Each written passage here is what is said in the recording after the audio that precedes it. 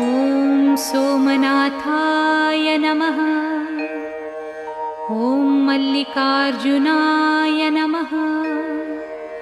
ॐ महाकालेश्वराय नमः। ॐ ओंकारेश्वराय नमः। ॐ वैद्यनाथाय नमः।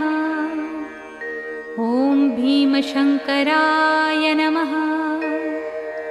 ॐ रामेश्वराय नमः। ॐ नागेश्वराय नमः। ॐ विश्वेश्वराय नमः। ॐ त्र्यंबकेश्वराय नमः। ॐ केदारेश्वराय नमः। ॐ भुस्मेश्वराय नमः।